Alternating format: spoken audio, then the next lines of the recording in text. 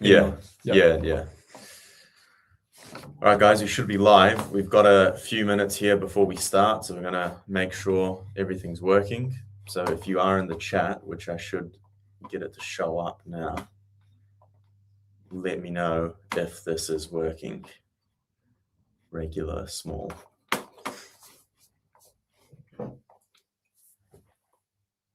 So we've pulled a number of questions from Instagram.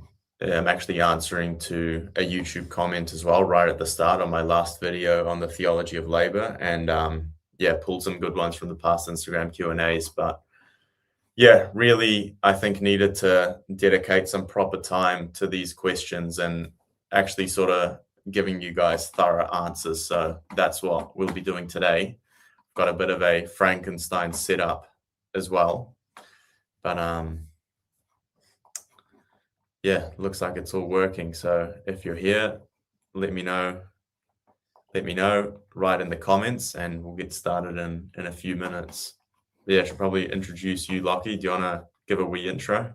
Yeah, well, Tomas invited me on to question and interrogate him with some of your comments. So hopefully I'll do a good enough job of ringing him out and getting some wisdom. Yeah. Yeah.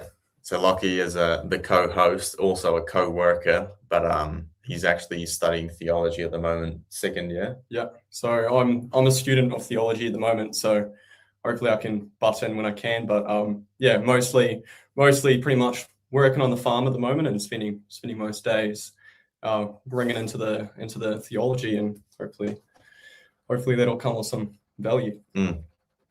What are you studying specifically at the moment? Studying specifically Christology. So that is my main interest. My main interest is Christology, and also the theology of how, not sort of like practical theology in the sense, but more of how sort of the ideas that form those practical things that we do on a day-to-day basis. Like, how can abstract ideas of our faith, like the Trinity, how can Christology, how can these ideas actually not just be some nice thought, some niche thing that's been spoken about centuries later, but how can we actually like bring that forward into our day-to-day life and make sense of that? Otherwise, it just becomes really irrelevant. How to make it incarnate. Yeah. Well, that's it. Yeah. Good stuff. Well, we'll jump right in.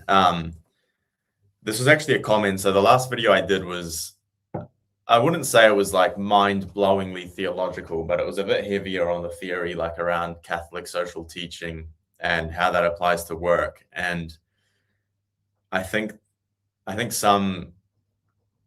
I'm speaking to quite a niche audience, but I think some Catholics can sort of get the impression, I don't really want to hear more of this human dignity stuff. Like, it's all sort of vague and abstract. And yeah, of course, human life is valuable and all of that, but it's almost like it's a bit detached from the day-to-day.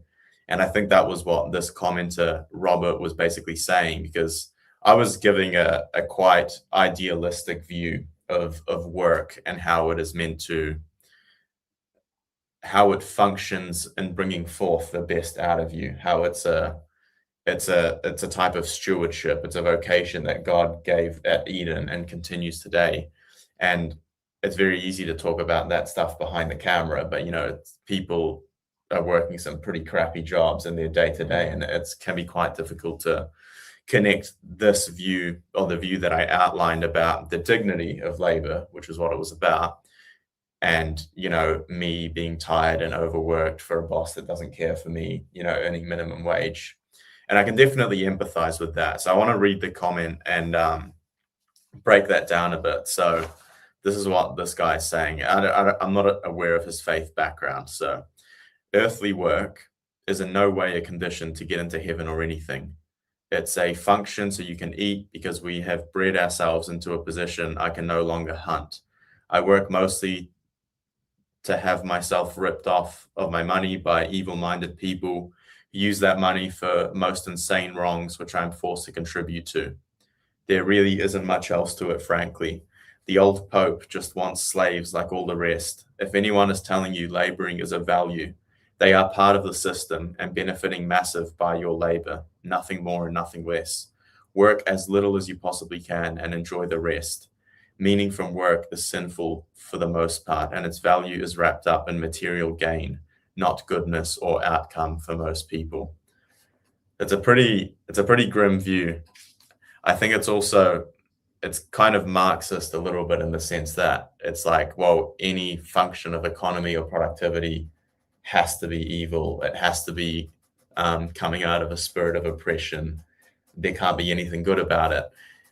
And if you're looking at anything with those glasses, that's what you will see, right? Because your interpretive framework basically, in some ways, dictates the reality in front of you. So firstly, I think, yeah, with that mentality, that's what it's going to be. If you're coming to work thinking, this is nothing more than slavery, and I'm just working for my evil overlords who are then, going to use this money to abort millions of babies. Well, yeah, that is horrible. That being said, I think there is some validity, as I said to the preface to the comment, which is that there are definitely some types of work which perhaps are less dignified on the outside, and perhaps you might be working for an evil corporation, not to make things too dramatic. The reality is that those things are probably out of your control. If you have to put bread on the table, sometimes you're going to be forced to do things that you don't enjoy. And I think that's the first thing to realize, that we can maintain a view of ideal labor without saying that that's exactly what's happening in front of me. Dairy farming is a good example. There's going to be days where the last thing you want to do is go outside and work in the mud or the frost or the snow even. But, that's what you have to do. That's the commitment that you've made. There's one guy in our community, he was telling me, when he had kids initially, or when he was first married, that he was working 2 jobs, and he would get home from one job and then like at 5 p.m. or whatever, and then go to a night shift at another job, and he would get home, have a shower, have breakfast, and leave to the second job again. And it's like, is that going to be super dignified for him? Not, but there may have just been a time in his life where that was what he had to do. So it's important to differentiate necessity from the ideal. Does the Pope want slaves like all the rest? I don't think so. I think in the ideal view of like a Catholic society, and ideally, I hope some of you have experienced this. Hey, Luke from Canada, good to see you.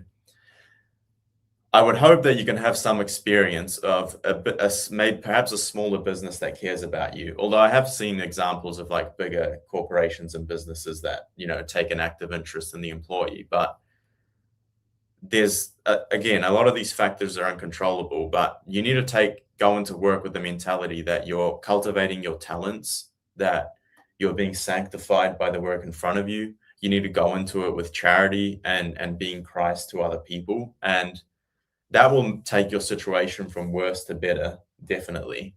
And if other people are taking that mentality, whether that be an employer or your coworkers, it's going to make your life a lot pleasant. So yeah, it's important to, I guess, really examine what is the way that I view my work, and is that actually objectively what's in front of me, or am I what's the word that they use?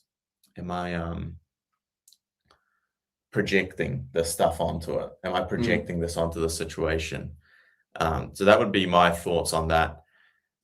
Yeah, I think the critique is valid for some situations, but do you reckon there's a way to see the work you're doing as like objectively meaningful? Like even for that like guy's situation, or just any situation, because like I don't know, like I've been pretty crappy jobs, and it's sort of like, well, sure, there's this ideal where the Catholic Church has the teaching of human dignity, where we have, for example, we value work because we are valuable, and the things that we do are valuable because we are valuable. But that's sort of like, can be sort of like a niche idea. Would you have like any way to sort of like, I don't know, like understand like it objectively, which can be like the struggle, because sometimes just like, yeah, I know there's like, this is meant to be meaningful, but how can I actually see in this situation meaning?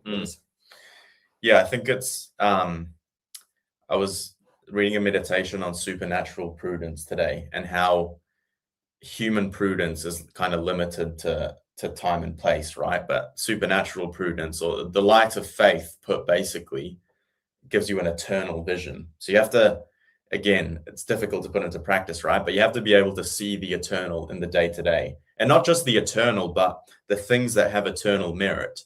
Is milking cows meritorious for salvation? No. But as being a faithful husband, as being a faithful steward, is making good use of your time eternally meritorious. Well, those things are. So I can either be in that same situation and say, I absolutely hate this, or I can't wait to get home, or I can have the vision where it's actually integrated into my vocation as a man, my vocation as a husband and father, my vocation as a son of God who is put here on a mission. And as much as milking cows seems insignificant, that's contributing to that greater mission. And it is, objectively it is, but I've got to make that present within the work. Otherwise it will just be meaningless drudgery with any job. So I think that's very important. I was talking to some guy on Instagram, he was saying, like, I've lost purpose, like my work is meaningless. And I was like, all right, bro, well, like, are you getting married? Do you have a missus? He's like, yeah, I'm engaged, I'm going to get married soon. Well, your work's definitely important, bro. Like, it's going to be supporting all of these other good things in your life. And you can go watch the video for more context, but like, this is part of not just the curse of Adam, but it is actually part of the original vocation of Adam, even before the fall, that we were put here to tend and steward the garden. So it's part and parcel of who we are. Yeah.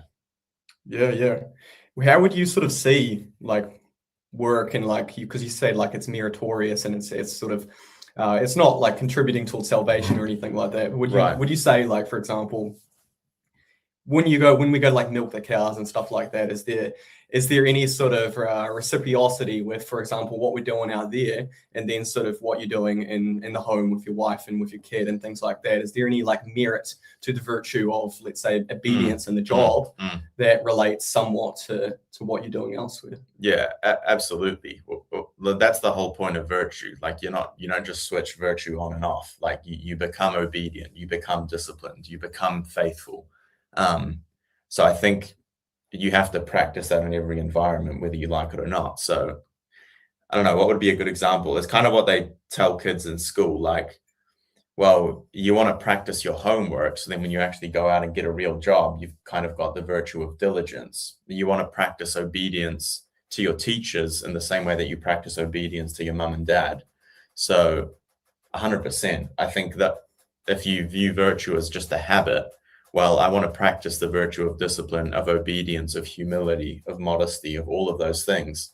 Well, you don't just switch it off on the weekend. You're constantly striving to grow in this. And I think when St. Paul says in Thessalonians, pray without ceasing, I think that's kind of what he's referring to, that.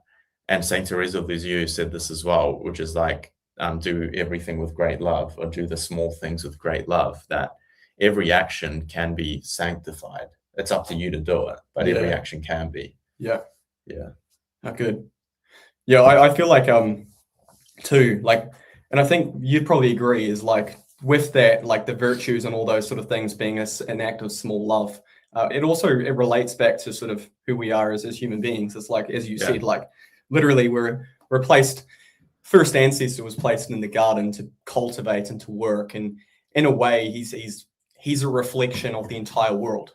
Because, well, you think about it, it's like, okay, God has created all things through his eternal Son, his eternal word. And that word spoke all things into being. And you could say, like, and then us humans, we aren't just a spoken thing. We are the whole of creation spoken. We image the one who spoke all things. So in a way, for us, we image the whole of creation. And so everything we do in creation ought to be meaningful. Otherwise, we're actually denying who we are as creatures, our own identity.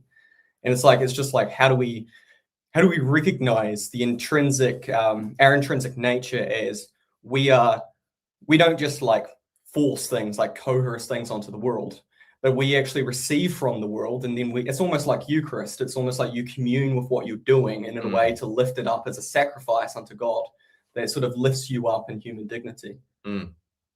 Yeah, well, it's a participation in the divine nature. I think Tolkien had the word co-creation. We are co-creators. We don't create ex nihilo. We don't create out of nothing, but in our small, what might seem insignificant way, we do create. We sub-create.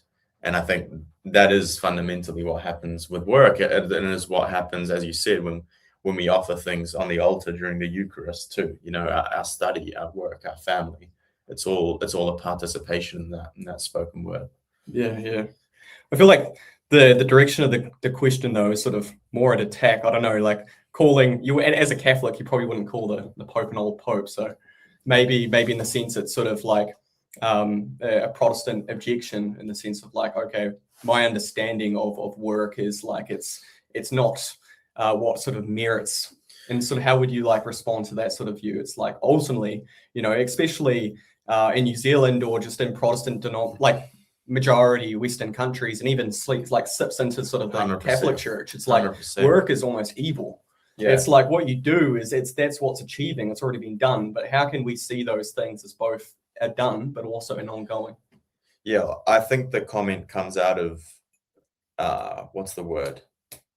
Spite, you know, or bitterness. Like obviously this guy is not happy with his job. And I think the modern the modern mindset towards work, you know, that 9 to 5, you know, I'm just in the rat race. I just want to work as little as possible and enjoy life. It's kind of sad because I think true fulfillment arises in the pursuit of something, right? And stewardship. Like God wouldn't have made it that way if there wasn't something, you know, genuinely good that is proportionate to human nature.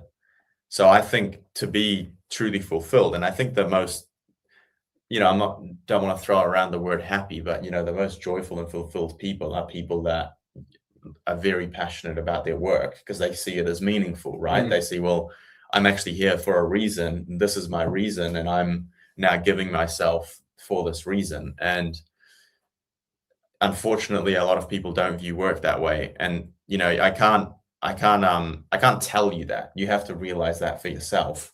I think what John Paul II and Leo XIII were saying in their encyclicals is that they obviously saw this trend within the culture, and they said, well, this view of work, and they themselves acknowledge the inadequacy of the socialist economic system, and they even critiqued capitalism as well. You know, that say, well, you're prioritizing profit or production over the very individual themselves, and they would have said that was an error because the individual work is not for man is for work. It's kind of similar to what Christ said.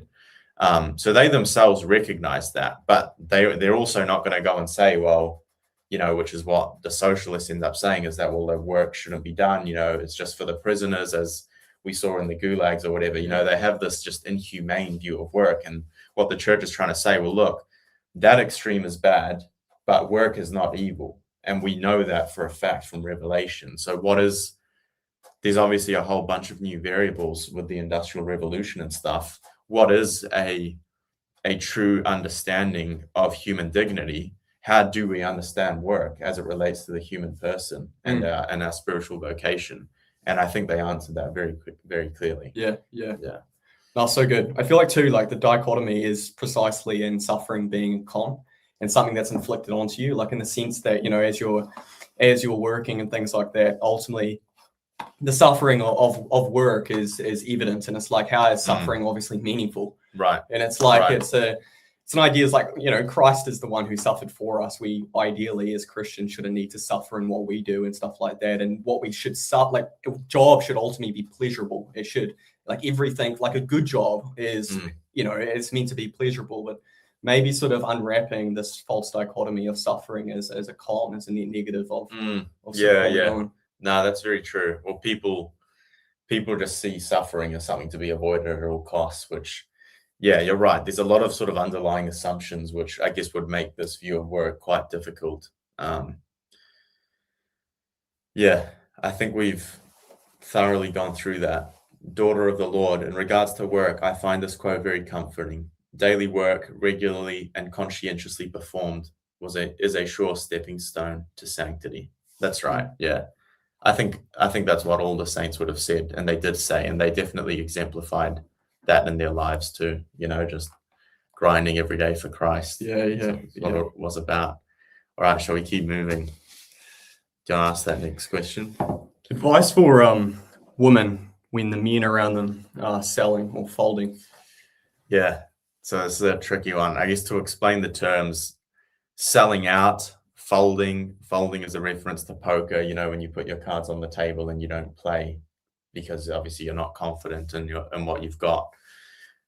But yeah, I definitely empathize for girls and women in the situation because, you know, so many people are called to marriage being the natural vocation, but you also don't want to give your life to someone who is not deserving of it, or at least not deserving of it yet, which I think is the key issue. And this is not to say that it's not like the women in the world are perfect either, but I think it's probably a valid trend to say, well, it seems like the guys are falling short quite pertinently. And I think maybe the other part of it is that, you know, the guy is meant to lead the woman. So if the guy is 100% locked in and in shape, you know, spiritually, physically, mentally, he will lead the relationship well. But vice versa doesn't work, because a woman could be living a very holy life, but ultimately it's not really her job. I'd say it is within her capacity sometimes, but a lot of times it's not even within her capacity to,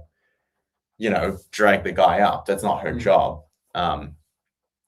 So yeah, advice. Well, firstly, obviously, would be to focus on your own life of prayer and personal sanctity, and that there's always things that you could be working on, you know, to be more holy, to be more virtuous, to be more charitable, and all of these things. I would say to especially pray for your vocation, you know, maybe find a patron saint of that, pray for your vocation every day, pray for it in the rosary. And I think in regards to relations to guys, I see this a lot of times, even with, you know, faithful Catholic men and women, is that they get into these sort of situationships. And I know that's a secular term, so it's not like I mean to say that they're sleeping together or whatever, but they allow themselves to get led on to their with their feelings and whatnot. And it results in this kind of bad sense of complacency. And it also, you're signaling to the guy that you are actually ready to date, when a lot of times they're not. A guy, I can talk to you and you would tell me to my face, yeah, look, man, I'd love to get married one day, but I'm not ready. I've got X, Y, and Z issues. You know, I'm not disciplined enough. And then a week later, I see you chatting up this girl and all of a sudden you're dating. And I'm like, bro, that's not consistent with what you told me. But one of your issues, and broadly one of the issues that guys struggle with, is that they don't have emotional self-control. So they do see a pretty Catholic girl and they just start setting things in motion. And as I said, it's not really up to the girl. If a girl's getting chatted to by a guy, unfortunately, they can't take this as an assumption anymore.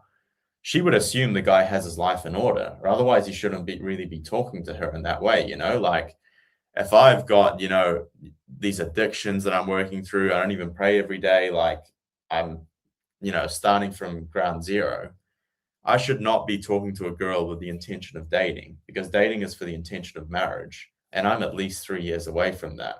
So there's got to be follow through in the objective state of where the guy and girl is and how you act. Now, unfortunately, what that often means for a girl is having to put up some firm boundaries with that, because guys will just come along and, you know, they'll do and say whatever and they'll lead you on. And unfortunately, you're going to have the maturity to say, well, as much as I do like you, like you're a decent guy, you're good looking or whatever, you're obviously not, you're not doing this for the right reasons, or you're not even ready to take this seriously. So I'm going to have to, you know, politely decline or you know, put boundaries here. So I think that's, and I guess the opposite side of that is that if as a girl, you don't do that and you sort of get into that relationship, well, you're causing a lot of emotional harm for the both of you, because you're going to be 6 or 12 months in, you're going to have developed all of this sort of emotional intimacy and stuff. And then you're both going to say, well, as much as we'd like to take this further, we literally can't, because I've got X number of issues. I need to finish my degree, blah, blah, blah. I don't even have a job. And it's like, well, all of that, you could say love was just wasted because it wasn't actually done it wasn't done in the right order. So I think those are some things that I would say you really need to be aware of and thinking about. And it's very difficult because the emotional part of men and women is very strong, and it's, for most people, reason is not even capable of deterring that. So that's why you really have to sort of do this upfront work of trying to have awareness about this and being honest with yourself as well, because I think that's how obviously the dating isn't a sin, but that's how the devil gets you. He wants you to justify little things that are not necessarily sinful in themselves, but provided he can distract you from, from your interior life of holiness, or, maybe I've called this guy to the priesthood, but because he's got no self-control, I'm going to string him along for the next 10 years in a series of pointless relationships. Well, that's the devil winning, So it's very important to just try and approach it from first intentions, I'd say. Yeah.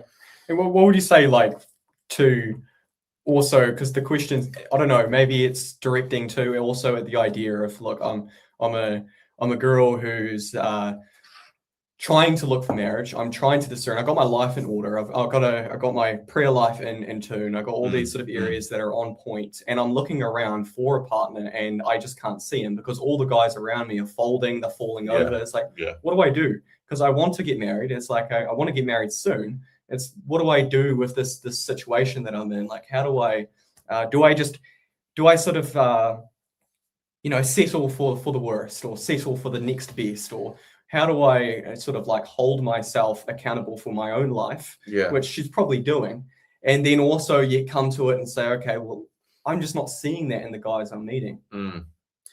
Well, yeah, I agree. I think that's where the question coming from, which is really tough.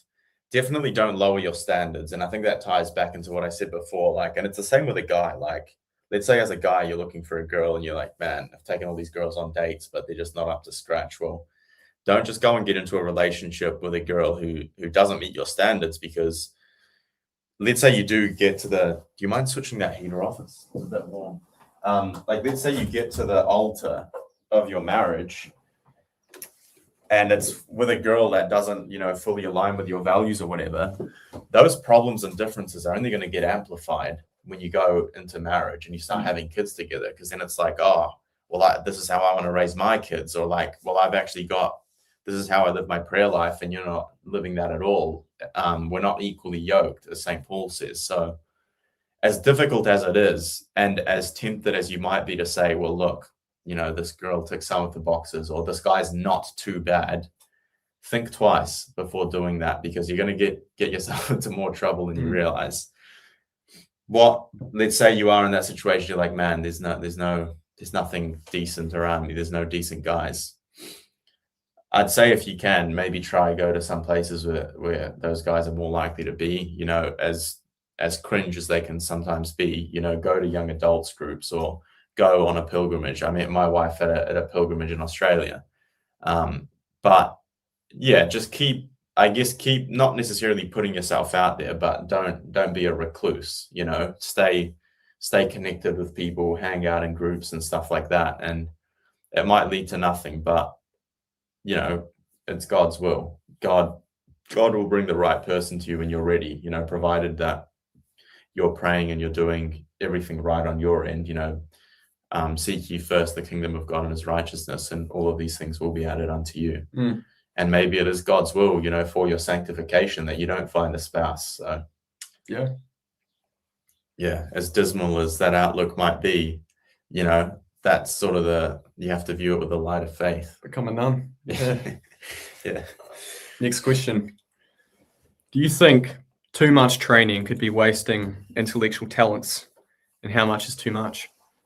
Yeah, absolutely. You can definitely train imprudently. I think, I guess coming back to prudence, the whole idea of fit for the kingdom is developing yourself, body, mind, and soul. And I could be very intellectually gifted, but if I'm an absolute pencil neck, well, that intellect is disordered, right? It's disordered like with anything else. Like, as a man, you're called to provide spiritually and physically. And I might be providing, spiritually, I'm catechizing my family correctly. But if I've a literal incapacity to protect them physically, or I'm out of shape, so I can't do my job properly. Well, I'm failing at my vocation. So does that mean you have to become a bodybuilder or a powerlifter or whatever? No, it doesn't. If you enjoy that, 100% do it, because you get a lot out of that. You know, you need to have a productive hobby like that. But then the question becomes, well, what's the via media or whatever? What's the middle path? Well, maybe it's 3 30-minute workouts a week where you are maintaining your strength, you're getting a little stronger, you're pushing yourself, and then, you know, a 20-minute run, a quick 5K on the weekend. You know, that's nothing crazy, but you're going to be millions of times better off than if you didn't do that. Yeah, so I would say, like, if you're in uni and you don't have a job and you're just studying, you should be smashing weights at least 5 days a week and getting jacked. If you're a father with kids and you're working 60 hours a week, that's going to look different. So look at what your situation is. Doing 0 is not an option. You might not be doing 100, but figure out where that in between is for you. That'd be my answer. Yeah. Yeah. What would you say for people that are, like, for example, on the polar end, they aren't actually worried about sort of, for example, trying to fit in, you know, how do I fit in the schedule, whether I start, you know, lifting weights and stuff like that. But from the other end, it's like, that's all I do. I smash out. It's like, are they wasting their intellectual talents by doing that? It's like, how would you sort of encourage guys to sort of, when's the point where you recognize, hey, you know, like, lifting weights is good and stuff like that, but what am I actually becoming? How am I changing? How am I learning? And yeah, it's a great question. I think you have to examine your intention. I think probably one of the temptations for that type of pursuit is vanity, of course. That might not be like, you know, I want to look better, but it could be like an intellectual vanity, like, or a pride vanity. You know, I want to be as strong as possible. I want to be the strongest guy in town. So I would ask, take a look at your life, you know, how much time am I devoting to this?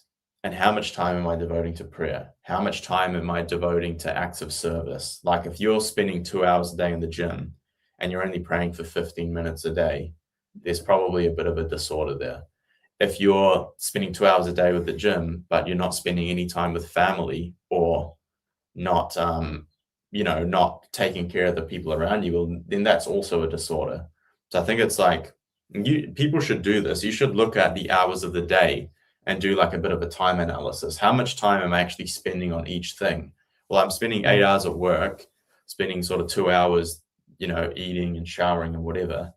What am I doing in the rest of those hours? If you're doing 5 hours of Netflix, that's hugely problematic. If you're doing 3 hours of gym and two, you know, 10 minutes or 15 minutes of prayer, that's problematic.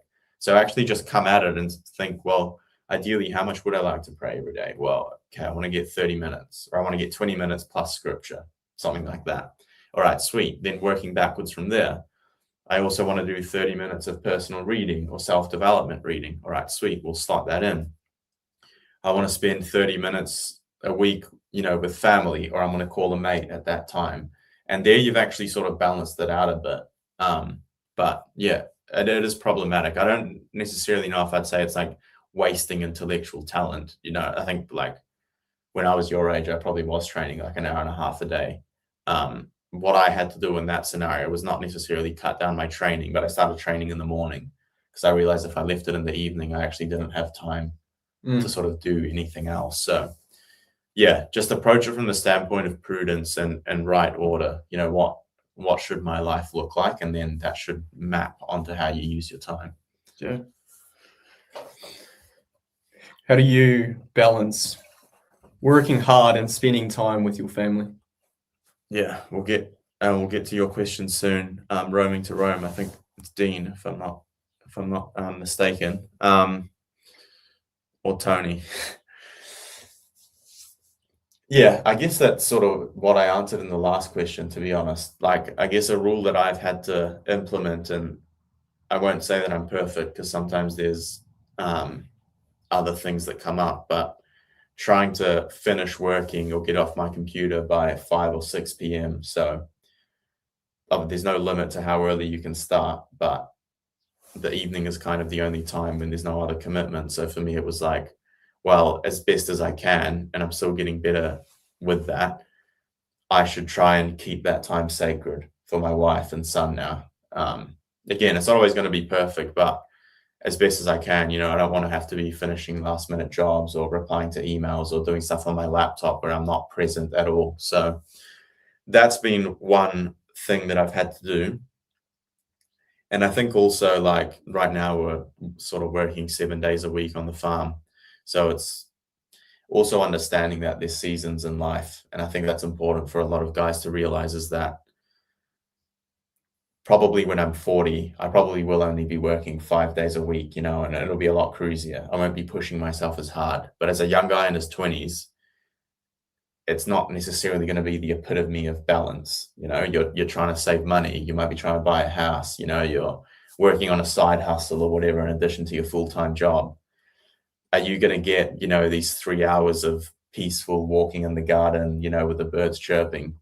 Most likely not, as much as I'd love to. That's just not, it's not a realistic expectation for myself. So that would be, I guess, a bit of counsel, is like, figure out what season you're in, figure out if you're in a busy season, or maybe, if it is towards the summer, it's a bit quieter on the farm, then maybe I will allow myself a bit more slack. Actually now is the time to spend a bit more free time. Maybe I'm not going to be pushing everything to the absolute maximum. So a bit of honesty in that regard. And I guess a final advice on that is just ask the people around you, am I spending enough time with you, or am I doing well enough here? Because they're also going to see that a lot more clearly than you are.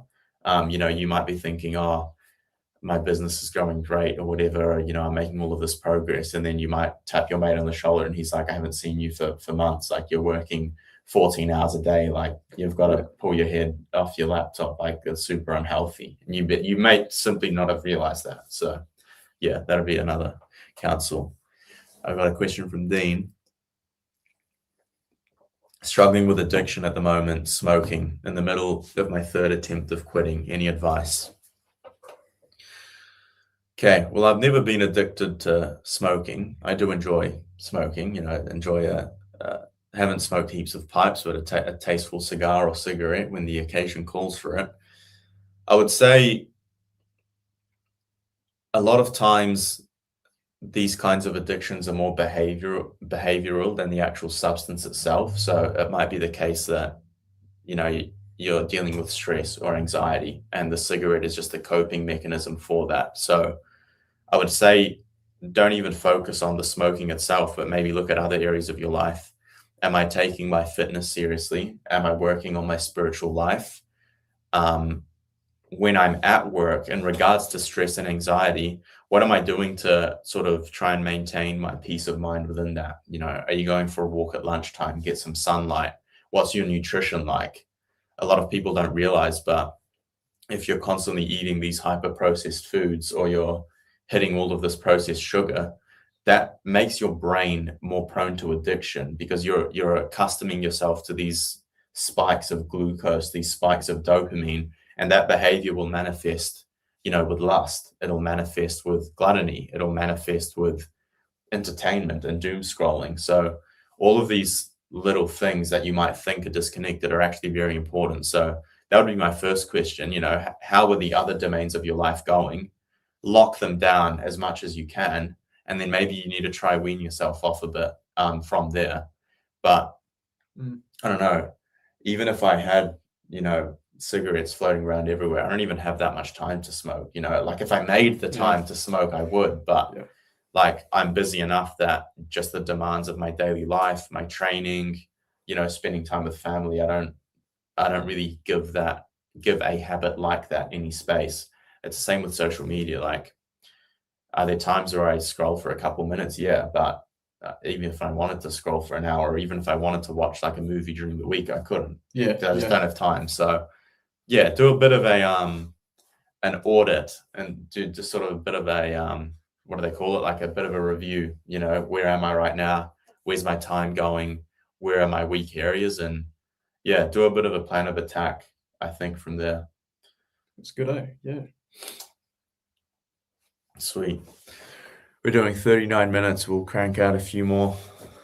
And let me know if that was helpful, Dean. Happy to answer any follow-ups as we go on. Right, what have we got, Lucky?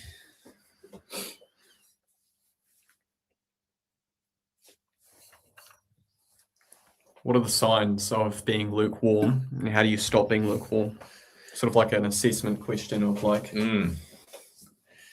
Yeah, I did a reel from this like a week ago, where Christ says in Revelation, I shall vomit the lukewarm out of my mouth, which is it's a pretty harsh statement, but the point that I was making in the reel is that I think scripture is full of, I'd say, very challenging statements from Christ, and he gives the parables about the 10 virgins, the 5 foolish ones that they didn't have their lamps filled with oil, and then when the bridegroom arrived, they were forbidden from the party or forbidden from the banquet. The servants with the talents, one of them buried it, the other 2 invested it and gave back to the master more than what he had. The fig tree that didn't bear fruit, it shall be cast into the fires. And you'd think, like, you'd ask Jesus, like, what are you trying to say, man? Like, what are you trying to say here? I shall vomit the lukewarm out of my mouth. And I guess to give one final parable around that is the parable of the sower, which is actually the only parable which Christ explains. And he says, it's the same seed, which is the word of God, that's given to everyone. And some of it will fall into rocky ground and it sort of blooms, but because it doesn't have any roots, it withers and dies from the sun. Some falls into weeds and brambles, so it starts to grow, but then it's choked out, by the influences of the world. I forget what the third one was, but obviously the fourth one lands on good soil and it grows and it takes root and it flourishes. And I think you just have to ask yourself as a Christian or as a Catholic, with the fullness of faith and the grace and the sacraments, are you investing those talents? Are you being faithful to what God has given you? We had this beautiful example of our friend Ryan, who's part of the Christchurch FFTK group. And he was a complete atheist, or he was a deist actually, but just, his prospects for life weren't looking great. And then out of nowhere, sort of ends up meeting this girl who had just converted. Long story short, they both sort of end up converting. They're both baptized, married, received Holy Communion, and like just God's grace reaching down to, to the lost sheep. And that's been such a blessing for them, coming from you could say like a life that was more like death without Christ. And they've been given this incredible gift. And you can say those people are going to treasure the faith so much more. And us who have been, nourished with the milk of the church for so long, what do we have to show for that? Have we been faithful to the opportunities and the sacraments that Christ gives us to grow and to love and to serve?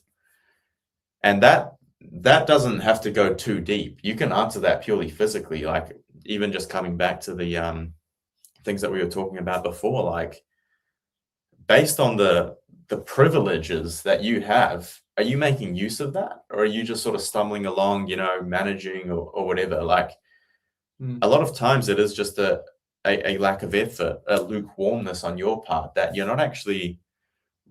not really aware of what you've been given. And that was a strong motivator for me back in the day, because I was big into history, and Dan Carlin's Blueprint for Armageddon series talking about the trenches of World War I.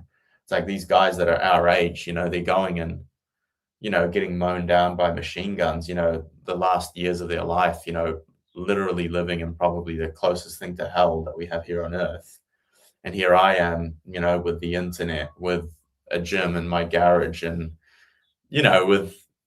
people would have killed to have the access to the things that we have now. And what am I going to do? Am I going to squander that, or am I actually going to do something with it?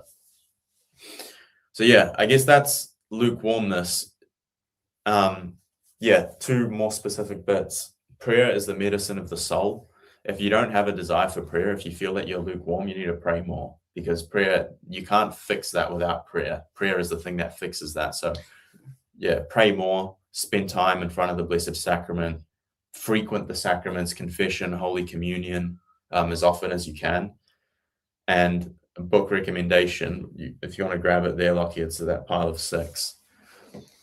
Probably the book that had one of the biggest influences on my life is here, Devotion to the Sacred Heart by Father John Croisset, which talks about the revelations given to Saint Margaret Mary. But there's a section on this about tepidity, which is another word for lukewarmness. But this, I would say it changed my life. It had a huge impact, but I'd recommend that with lukewarmness. Right, I've got Daniel.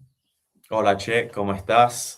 I was a terrible student throughout high school and my first year of university. I want to be a physician, so obviously I have to learn the virtue of studiousness. How can I approach this? Great question. You need to get rid of this as much as you can. Don't have this around. Try and avoid using it. Put it in airplane mode, grayscale, leave it out of the room. You just need to be able to focus on the task in front of you. You know, as much as you can, use a physical book, go outside, go into your room and read, but don't,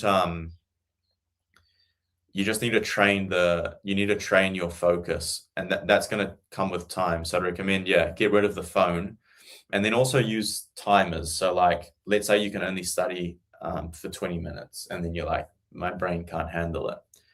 Work in 20-minute blocks. All right, I'm going to work for 20 minutes. And then I'm going to take a 5-minute break. I'm going to wash some dishes. I'm going to vacuum my bedroom. Then I'm going to sit down and do another 20. And then slowly build it up, build up to 45 to 50. I think you probably don't want to go longer than an hour, I think, based on what people say. Like, it doesn't mean you have to go then have a half-hour break. But study full on for an hour, maybe even an hour and a half. And then I'm going to walk around the block, or I'm going to walk for 10 minutes outside. Try and avoid going on your phone or computer during the break, because that doesn't actually count as a break for your brain. Because if you think about it, I've been reading and processing information for an hour 30, and then I'm going to just read and process different information for another 10 minutes. So like cognitively, you haven't actually taken a break. So that'll be my advice, to just be very intentional with your time and study, and be ruthless with eliminating distractions, because if you can eliminate distractions, you'll honestly be surprised at how much you can get done and how much you can get through. What would you recommend, Lockie? You've been on that study grind for a while now. Yeah, well, I used to, when I started theology last year, it started off with, you sort of like have a reading stamina of only so much, especially if you aren't used to reading and studying. So I feel like at the start of it was incredibly exhausting, and it can become almost bogged down. And I feel like it sort of relates to everything you previously just said. It's like for the most part, when I was, let's say, struggling at my worst with being studious and getting those hours done in the books, because they are what count towards obviously what you're doing or what you're learning or what you are aspiring to be. But obviously you have to balance it. It's like you really got to. And when you're in just the grind of, like, let's say, just getting through what you want to do, which is, for me, it's a temptation, because I'm a soul thinker. So like, in the sense of, like, if I have an aim, it's like that's the only thing I think about. Yeah. And it's like, okay, that's cool, but how can you see these other things as you are doing, not as a distraction from that aim, but as actually what supports that to begin with? That's right. And so you can sort of start seeing these things in a holistic picture, rather than just a single point, which is obviously a temptation, because it's like, that's what we want to do, that's where we want to be, and we have these goals, but those goals don't come into fulfillment unless we have those other things. Like, 100%. am I having like one day a week where I'm, for me, it's like, I have one day a week where I actually just sleep in a little bit. And it's like, I got to have that day, but if I just if I don't, I'll burn out, and I'll lose all sense of concentration. I have nothing that, at least, it almost sounds funny, but you almost have to have one day a week where you just have a little bit of sympathy for yourself. It's like, okay, these other days I'm suffering, these other days I got these goals, and I'm going to go through it to get to that one day where my body can rest. And it really does help. And it's like, as you say, though, it's like the temptation could be doing that rest day is just like open up your phone, or do some consume information, and you just aren't really resting, especially if you're constantly reading. It's like, it just doesn't work like that. So you gotta have breaks during your day. You gotta have like things that you're doing. Is your room tidy? Is your house tidy? Is your house in order and stuff like that? those other things all fold into what you're doing. Yeah, without a question. I think that's the paradox that people don't understand. It's like, how are you so productive? You can't be productive without taking your leisure seriously. I think the reason most people burn out is because they work hard. Although I'd say most people probably estimate how hard they're working, but they don't rest properly. Like, God doesn't say rest on Sunday if you like. He says it's one of the 10 commandments to keep the Sabbath holy. And he does that because he knows we all have that tendency to overwork. We all have that tendency to not rest properly. And we have to, that's why I like coming back to what I said, like about trying to set a hard stop at 5 or 6 p.m. dinner time, is it's almost like a mini Sabbath at the end of the day, because I know that I could keep working. I've done it before, but I need to force myself to take that, because otherwise I won't. So I look at those moments of rest, look at that day of rest and say, is what I'm doing here actually conducive to me resting? Is this actually regenerating me? Am I going to mass? Am I praying? Spending time outdoors in the sun, no noise, no podcasts and stuff. And that makes all the difference. It makes such a huge difference. Yeah. I mean, and to add to that also, like when I was doing 9-hour blocks of just study, it's like, what I'd do is I'd have a study timer on my laptop, and it would just be going, for example, 60 minutes and then 10-minute break, 60 minutes, 10-minute break. And it's like that 10-minute break, it can almost be like, especially if you've got a deadline that you've got to hit. And it's like, that deadline doesn't really sit nice against those 10-minute breaks. Right. But it's like, if you're thinking ahead of time, if you're wanting to be like studious, which you should be, it's like, okay, if you're studying, when are these things due? Or if I'm genuinely just interested in learning and stuff like that, and you don't have a commitment, but you nonetheless prioritize your time so that you can spread out these even blocks. That's right. And then have, I got this part of my day that is study, and it has breaks in between. In between those breaks, I'm going to get up, I'm going to move, I'm going to drink some water. I'm going to, Otherwise, you will just crash and burn out. And it's not rocket science. Like, you just need to be very intentional with your time. One of the uses for AI that I've been using is I upload the course syllabus I'll upload all of them, and then it'll create me like a kind of like a study calendar, which I know most unis kind of have already, but just being able to space that out, you're like, instead of saying, oh shoot, I've got this essay due in 3 days, I haven't even started researching, you're like, well, let's say it's going to take me 2 or 3 weeks to research this essay, and it's due in week 10. Well, I'm going to start at week 5 or 6. And then by the time it actually comes to writing the essay, you're completely fine. You're like, okay, it's going to take me a couple hours to write this. Let's do my outline.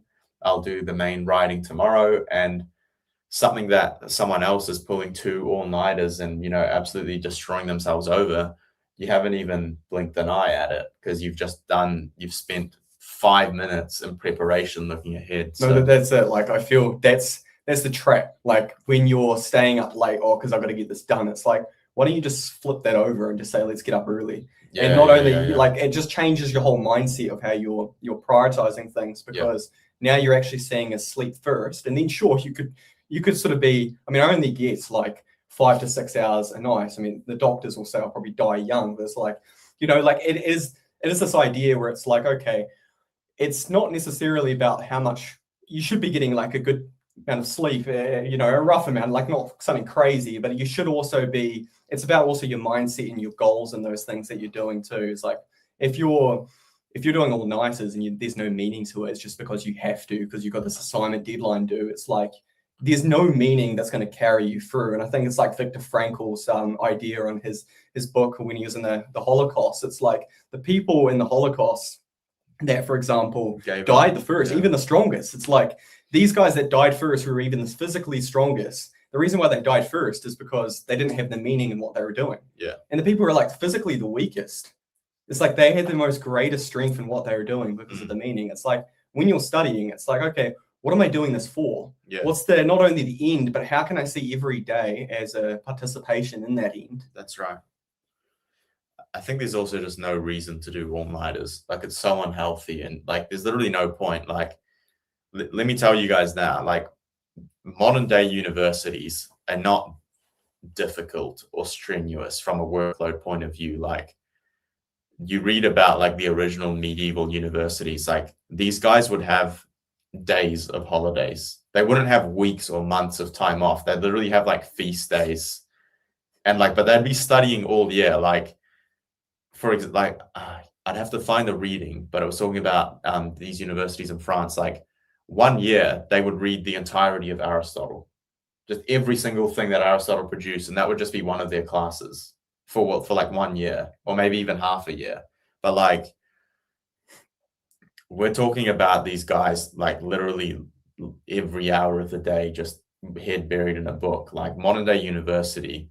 And I can say this from experience. Like I'm taking 5 units at the moment, which is like full time +1. And I'm working a job right now, of course, but I've also done like sales and stuff while working at university. You could be pushing way harder. And I'm not saying this to diminish anyone. And I know certain programs are more demanding, like the sciences and whatever. But the reality is that if you are disciplined with your time, it's pretty cruisy. I'm not saying it's not difficult, but it's pretty cruisy. I mean, most universities now won't offer you a whole book to read. It's like you'll just get little chapters from the book and things like that. And it's like, you know, most from a degree, what you're doing, you get like pretty much out of that whole whatever occupation you're heading towards, or whatever sort of interest field, like science or whatever, you only get really like 5% of that field. And it's like all the rest of it is up to you, whether how far or how deep you're willing to go in your own time and things like that. Oh, without a question. I also know heaps of examples of people that have done 2 degrees at once, like law and philosophy, like 2 full degrees at one time. So yeah, I think we'll leave it at that. I don't want to bash people too hard, but from Dean, awesome advice. Been forcing myself to only have sandwiches or Subway, drinking healthy options, and on nicotine tablets to ease of the urges. Yeah, no, we can definitely chat more, Dean. I think something I need to talk about at some point on the channel is like not necessarily keto diet, but it's kind of what I said, like carbohydrates oftentimes are contributing negatively to a lot of these behaviors because they spike your glucose and everything. So like maybe sandwiches and Subway is like a big improvement for you, but I'd even try move to like eggs, meat, vegetables, stuff that's digests a lot slower, primarily protein and fat. Like I hardly eat carbohydrates during the day. Like my breakfast is just eggs and milk, and it's a much slower burning fuel, and it contributes to energy, but more importantly it contributes to satiation. Carbohydrates activate a lot less the I don't know what the hormone is called, but the hormone of satiety, which signals that you've had enough. That's why you can eat a single steak with nothing else and you can be like, I'm kind of content, I don't want to eat anymore. And you can eat like 15 bags of popcorn and you can just keep eating because it doesn't signal the right things to the body. So that might be something you want to look into. Again, use AI, ask it about this, talk to me about satiety. What are foods that will satiate me more? How can I focus on fats and proteins within these parameters? And they'll help you. Yeah. All right. Well, we're coming up on an hour, so I think we'll leave it there. We didn't quite get to halfway, but that's all right. We've got plenty for next time. Yeah. Thanks for watching, guys. Hopefully that was helpful. I might clip this up and stuff and upload it sort of in separate clips per question, but I think there's some valuable stuff there. Hopefully you didn't find my monotone too boring, but I think these questions really do require, if it only benefits the person that asked them, I think that's good. But yeah, it needs to be talked about. There's not enough conversations about the sort of practical day-to-day around the stuff and living the faith. So yeah, any closing thoughts, Lucky? No, I think it's pretty much all covered, eh? Very good. Good stuff. All right, guys. Well, all according to plan, we'll maybe try and do these every week. But yeah, make sure you subscribe to the channel, leave a thumbs up if you enjoyed it, if you found the stuff helpful. And yeah, follow me on Instagram, on X, at all the different platforms. The more that we can boost the numbers on the algorithm, the more people that will be exposed to this kind of material. But yeah, thanks for watching, guys. Enjoy the rest of your weekend and God bless.